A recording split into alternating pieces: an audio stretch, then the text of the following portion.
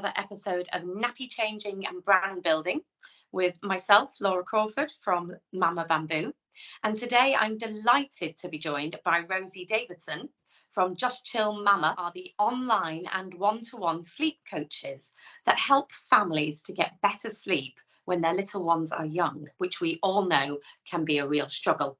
And Rosey has also built the brand up to extend it into online coaching for beyond sleep and into other parenting areas such as weaning and potty training and even toddler tantrums.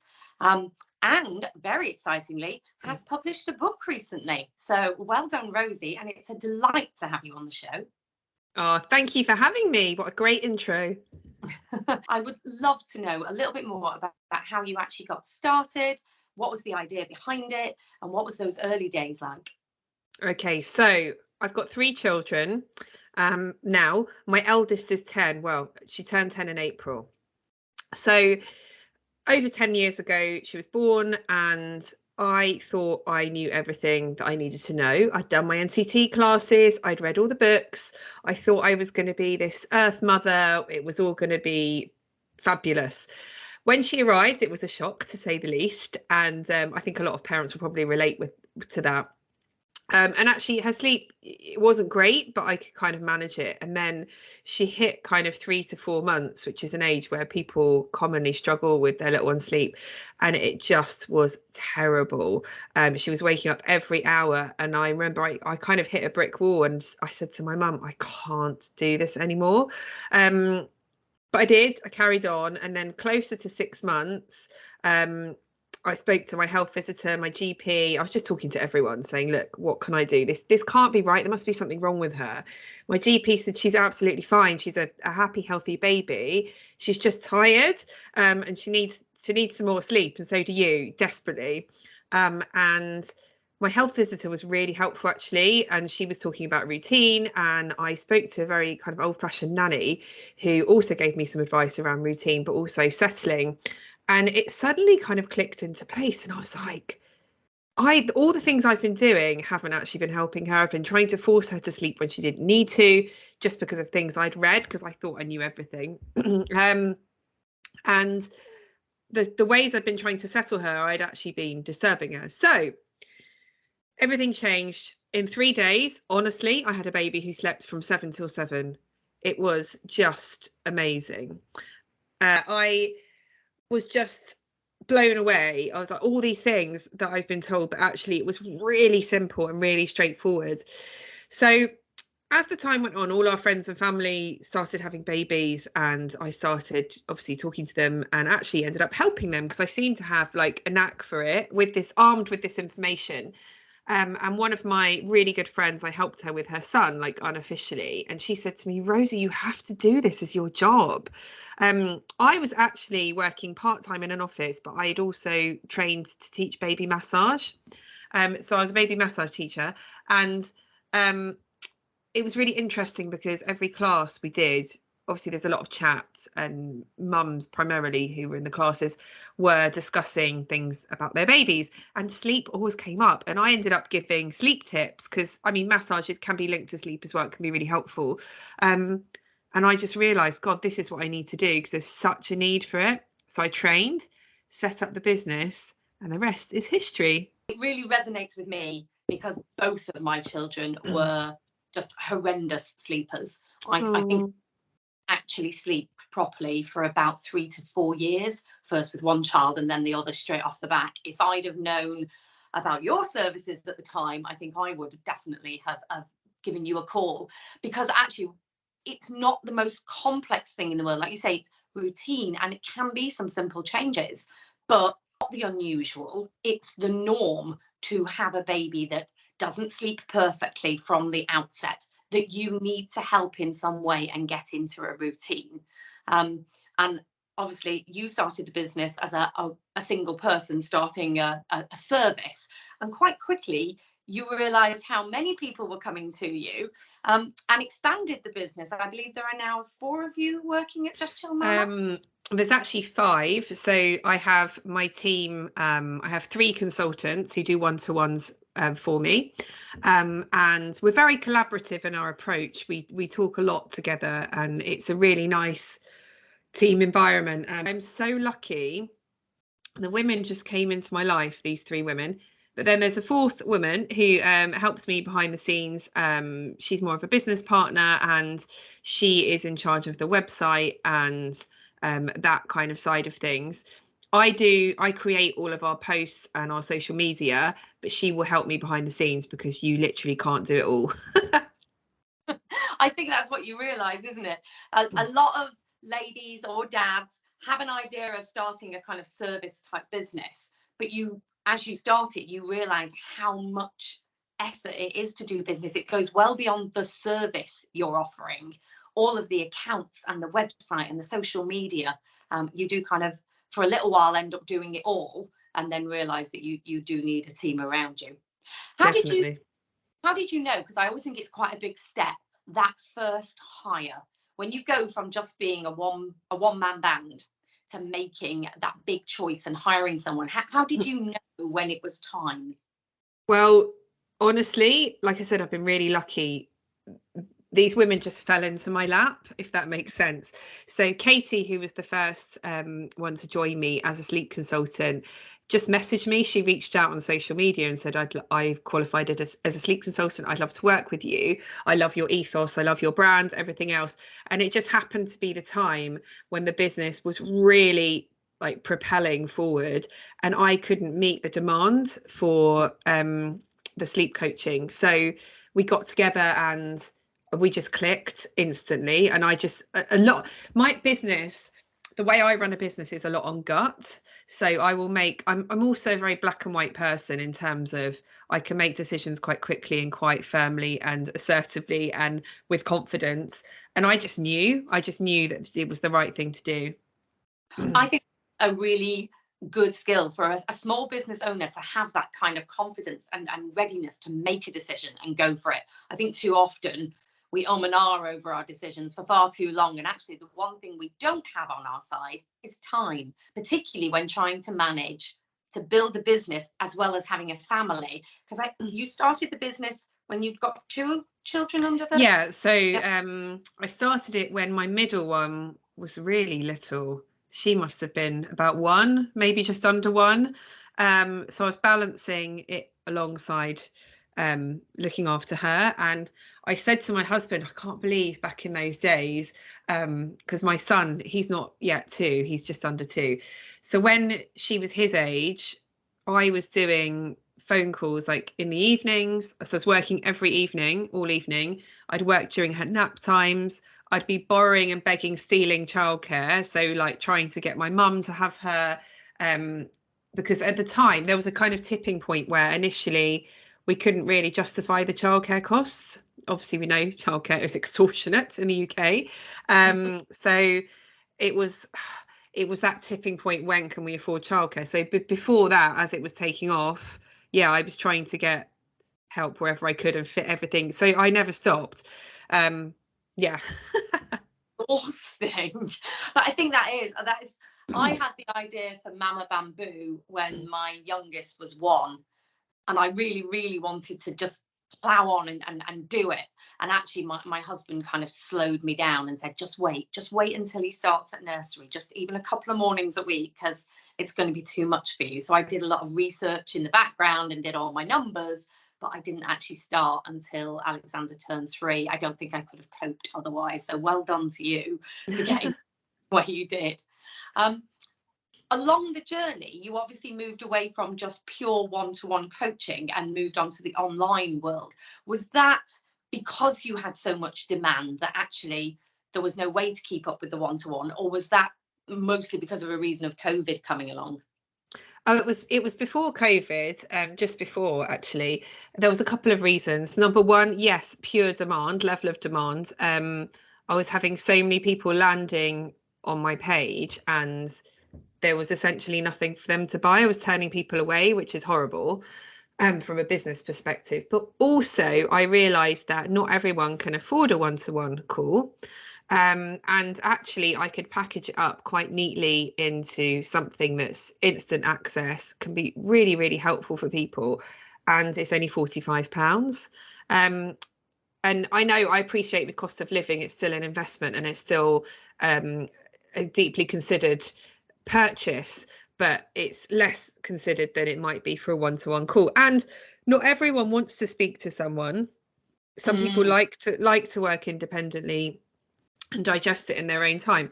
So I put it together, and I remember getting my first bits of feedback and I was like, oh my God, it's really working. This is amazing. So that when I designed it, I was thinking in the back of my mind, how can I as closely as possible replicate a one-to-one experience without actually being there and speaking to them. So that's why it has video and some audio aspects and some written. So depending how people want to learn. Yeah, and it just really took off. So there was a couple of reasons, but then obviously during COVID as well, I think online courses became more of a thing. So when I did it, there were no other sleep coaches doing online courses. Now everyone's doing it. Yeah, everyone's realised that, as you say, it's the slightly more affordable option for those that have a sort of a price tag issue to contend with. It's also, as you say, a lot of people aren't quite ready to speak to someone and admit that they're having a problem.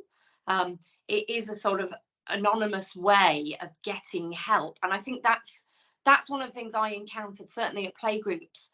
A lot of mummies don't want to hold their hand up and say they're really struggling, and actually they do need help, but they're slightly embarrassed to say it's not working well in my house. Yeah, definitely. So many parents come, and the biggest step is actually realizing that you need some help and admitting that. And there's no shame in it. But yeah, a lot of people don't actually want to have that kind of almost confrontation with themselves and be in front of someone essentially, or on the phone. So the online courses are a great alternative. It's also a really good way to enable scaling a brand that is based on a personal experience, taking it onto that online course. And I had noticed you've extended into other areas of parenting. Yes. So we had, I mean, since I started, a lot of the families we help have babies who are kind of 6 to 9 months, 6 to 12 months sort of ish age. And especially with the one-to-ones, we obviously have a great relationship and there's a trust there as a good source of information. So a lot of people were asking us for weaning information. So I partnered with a friend of mine, Dr. Harriet Home, the healthy eating doctor, and she helped create the weaning course. So she consulted on that. So we have that. We have potty training, which I consulted with. Cleo on my team is a clinical psychologist. She's worked in the NHS for 15 years, and she helps and consults with a gastro paediatrician at the Portland Hospital, amongst some others in central London. And she consults on complex cases with potty training. So actually she offers one-to-one calls as well for potty training, complex cases, but she consulted on the potty training course, and also on our behaviour course, because again, so many parents were asking for toddler behaviour, and that actually is really linked with sleep, because some of it's behavioural, and parents can be really struggling, and there might be something really simple changes that we can do to support them. So we branched out that way. I also have an adult sleep course, because a lot of parents were saying, this is amazing, you've sorted out my baby sleep, but I can't sleep anymore. And that is a really affordable, that's only £10. It's a really affordable add-on. And actually we have a business model where if you are a previous customer, you can get a second course half price, so any of the courses. So someone could get that for a £5, and it's got meditations on it. I had my brother-in-law as a doctor, he consulted on that. So we've got a GP, we have a yoga teacher, we've got loads on there. So yeah, I have a whole array of things. Whole array of things. And of course, a book under your belt as well. Congratulations on getting that published. How did it come about? Oh, thank you.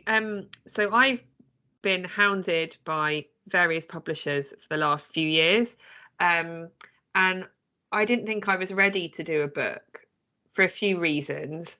One of which was I don't want to impact on the rest of the business. in a negative way, in terms of somebody might think, oh, I can buy a £10 book and then I don't need to have any other help. But actually, I realised it complements everything else. And when I created the online courses, some people still wanted to speak to someone. So actually, it's kind of a different mode of learning. And there's stuff that I could put in the book that isn't in the other stuff. So I've got some really interesting meaty topics like sleep and relationships, going back to work,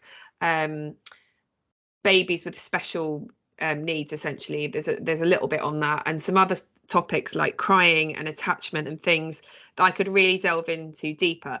But initially, I wasn't kind of ready to do that, and I didn't have the book formed in my mind. But it just so happens that I kind of felt ready. It was sort of after lockdown, and I thought it's time. And then I was approached by Penguin, who were amazing, and my editor Sam. I met Sam online. We're still doing everything online, and I just clicked with her, and I thought this. And again, I went on my gut. I was like, this is the time. This is the publishers I want to go with, because I'd been pitched before by a few different ones, and it just didn't feel right. Yeah. And sometimes you just know, but I think it's interesting when you, as you say, initially you start to think it's going to harm the original business in some way, but actually it's complementary. When you know your audience is so ranging and so varied, it's about identifying and segmenting that audience to realize that some prefer the book. They might even read that before the baby's born. It might be that kind of your research phase while you're kind of nesting, and you've got time to read the depth chapters and get on board with things. Certainly I remember reading quite a few parenting books beforehand, and yeah, you've got time, whereas slightly later on an online course is a lot more condensed, and you're able to do it quickly, which is very imperative when you're so sleep deprived. Yeah. But yeah, it's interesting to know when, as a business owner, to extend the range, to expand what you've got and what you're offering. So you've navigated that really well, actually, to continue building the brand and reach to a much larger audience. Yeah, definitely. Because you've got a really great brand awareness out there. I do, yeah. Instagram. So we've got the Just Chill Mama page, the Just Chill Baby Sleep page. So I set up a second Instagram. I also manage YouTube, LinkedIn. I did dabble with TikTok, but I don't think it's a great platform for us. Do you know what's really interesting? I'm going off on a tangent here. I have one video on TikTok that got 8 million views, which is bonkers. It's viral, but I've seen nothing from it. Now, interestingly, we found the same. So we're obviously in the baby world as well. We dabbled with TikTok, knowing that it was the young and trendy, like a lot younger than me. I'm getting old now, but it's the young and trendy way of getting your videos and your content. And we went on, we got masses of views and traffic, but no conversions. It doesn't seem to be that place where, as you were saying before, it's quite a considered purchase. Ours is quite a considered purchase, so's yours. And I think, although TikTok can work brilliantly for maybe a fashion brand or a quick, easy purchase, for parents that are looking for information, that are looking for credibility, it maybe is not the best platform to get your audience. Yeah. But did you know much about digital marketing before you got started? Because it's kind of a minefield. Yeah, so my background, before I did this, I was working in higher education in a private university college, doing admissions, but part of that was kind of sales aspect as well. But previous to that, I was working in a travel company and I was the marketing manager. So I have a marketing and sales background. And I've always do you know what? It's really funny. One of my really good friends always used to take the mickey out of me, saying, like, you're so into social media. Like, why do you need to be posting that? Why are you posting that? Like, and it's funny because it's actually serving me really well. And that is how I've built such an amazing business, because I have an interest in it. I've always enjoyed social media from a personal perspective, but then obviously I built that into, layered that on top of my business knowledge of it as well. Yeah, and that's it, as you say, that has served you well, because that is the way the world is moving. That digital online presence for all of your marketing and advertising needs, for building the community around a parenting group, it seems to be the best platform out there. And yeah, I would think your background has certainly served you well in building up the brand. It's also, I had a question around how you balance that kind of social media time and pressure with the business and the one-to-one and the family life, because actually social media in some ways it can suck time exponentially. Yeah, I think you have to, I was going to say you have to be quite boundaried around it, but actually I often am not. I'm just kind of flitting in and out of it. And I'm not somebody who can structure, I don't really structure my time. Do you know, I don't schedule any post. I don't pre-plan anything. That's just not how I work. And people are really surprised. They're like, you do all of that. I do it all myself. Every single post on my grid is me. Every story is me. I would never give anyone else access, even my team. I'm a real control freak. I don't plan it. I just do it on the fly. So I'll be like, what do I want to post about? I make it and I post it. And I know really I should post at particular times, but I don't even bother doing that because I'm like, do you know what? I don't need it. So I'm just going to do what I want when I want it. And if I feel like sitting on the sofa and scrolling on my phone, I'll just do it because it is part of work. And there'll be things that I see and I'm like, oh, that's really interesting. Or I'll see somebody who's a celebrity who needs some help. I'll be like, oh my God, amazing, I can help you. Or they'll reach out to me. But yeah, balancing it, it's a really hard question. I think my main thing is I'm very flexible in my life, and I also won't feel guilty if I'm not actually, I'm not going to do any work this morning. I'm going to go to the gym or I'm going to go to the park with my son or something. But we do have a lot of help in terms of I have a part-time nanny, and my parents are literally on the next road. So it looks like I do it all in terms of, you know, oh, you've got this amazing business, you work, and you look after your kids all the time. I don't look after them all the time because no one can do that. I do have childcare. So people need to realise that. And, you know, I think it's important that especially anyone who's looking to start a business or change career or whatever, you know, you do need childcare. And like I said at the beginning, yeah, I did it with very minimal childcare, but, you know, there came a point where I remember the first summer where the business got, you know, it got really going, and I was doing one-to-one calls in the evenings and the whole weekend. Like I do like 3 on a Saturday, 3 on a Sunday. And I burnt out, like I really did. I got a sinus infection. And I remember doing a call like with a sinus infection. I'm thinking, what are you doing? This is just bonkers. So I think quite early on, I realised, okay, I need to be a bit more protective of my time and my well-being as well. Yeah, and I think that's it. The flexibility is absolutely required. You have to kind of be able to just change your plans on the day. A child was sick. I think we had to reschedule this call last week because my boy was ill on the day. Being a parent and a business owner, you do have to have that flexibility. You do have to kind of think, well, actually, maybe I haven't worked this morning because I've been doing something else with the school or something. I'll work late in the evening. Actually, I can do a bit on Saturday. I don't mind sitting on the sofa and scrolling. But there comes a point where you think, actually, this is damaging. I need to just set a few boundaries so that I'm protecting myself and getting a team around me who I'm also delegating to and I'm relying upon. And I think there's also a point where you realise that you as the owner have to be aware of your employees' well-being. Certainly there's times along the Mama Bamboo journey that I've not noticed that 1 or 2 of my employees were kind of going under with it. And I've had to sort of coach myself to say, actually, even in a small business, you need to check on those employees. How are they managing their time? Because certainly in our case, they're all mummies too, and they're trying to manage business and home life. Yeah, definitely. I think it's important to stay in contact with your team. Especially a lot of us work remotely now, so it's different to when you would have gone into an office and seen everyone every morning. And if I did work in an office with my team, we'd probably have a team meeting, you know, at least once a week. So we do one a quarter at least, where we kind of all get together and have a lunch. And actually those times, it's not only checking on them, but also that's when you come up with new ideas. And I really enjoy those times. Yeah, it's nice, isn't it? This remote working is very handy, but sometimes can get a little bit isolating. There is something nice about getting face to face with your team, and as you said, ideas off one another. Yeah.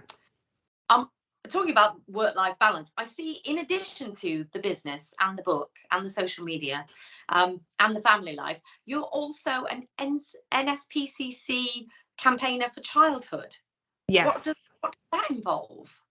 So for quite a long time, I wanted to work alongside a charity.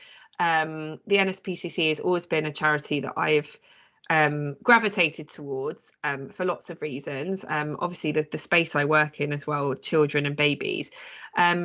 And yeah, I spoke to them and they said they'd love me to work with them. So I use my social media platform to help them with projects. I go to events and raise awareness. Because, you know, I've built this platform, which is great because it's great for my business and I enjoy it and everything else. But also it's nice to be able to use that to benefit a great cause. Brilliant. Yeah. And well done you for taking on just one more aspect to your business and social life. And I think it's obviously something that's very dear to an awful lot of parents' hearts. And they do great work. Yeah. Okay. I'm going to ask our last two wrap-up questions before the end of this podcast. Could you tell us about the hardest part or a lesson learned from starting your own mum entrepreneur business? And what advice would you give to a mum or a dad that's having an idea to enter the baby brand space? Okay, I think the hardest thing is drowning out the voices and getting a thick skin. So especially having a large social media platform, there will always be negativity, there will always be negative voices, but understanding that negativity isn't about you, it is about them. And what they perceive as you isn't actually you, it's just their perception. So separating those things, and yeah, having really thick skin. Like I've got like a rhino thick skin now, and negativity literally just washes off me. But that is a skill, and at the very beginning I didn't have that thick skin, and I found it quite difficult broaching negativity, whether that was about me or the brand. To be honest, we don't get a lot of negativity about the service, but obviously there will be some customers, you know, just as a percentage, there's always going to be someone who's not as happy. So it's kind of dealing with that, but probably more is the negativity via social media is harder to deal with rather than business. People who haven't actually even used your service, who don't know you, who just want to project their negativity. So you have to learn to have a thick skin, to brush it off. And if you're somebody who doesn't have a thick skin, you need to find other ways to cope with it. Don't absorb it and let them dim your light, because they have no right to do that. I think don't be stuck doing nothing, like, and don't be like a deer in the headlights thinking I can't do this. If you have an idea, go through some planning stages. So you think about your competitors, what else is in the space, is there anyone doing what you're doing? If there is, and there's a brand or something you really admire, how can you emulate that but make it your own? If there isn't, then just be brave and connect with people, get on LinkedIn, get, like, you know, in the business world, and take that time, make that time and think, okay, do you know what, even if it's every Thursday night for an hour and a half, I'm going to sit and work on this and see what I can make, and just, you know, have a bit of confidence in yourself. And you know, whether it works or not, you've got to give it a go. Perfect advice. Give it a go. Do a bit of research, think about it, and have some confidence in yourself. Perfect. Yeah, definitely. Well, thank you very much, Rosie. It's been absolutely lovely to chat to you this morning. Thank you so much for having me. It's been really enjoyable. Yeah, I've really enjoyed it. Brilliant. All right. Well, good luck with everything. And I personally will be shouting and singing your praises to any new across. Thank you so much. All right. Thank you, Rosie. Bye. Bye.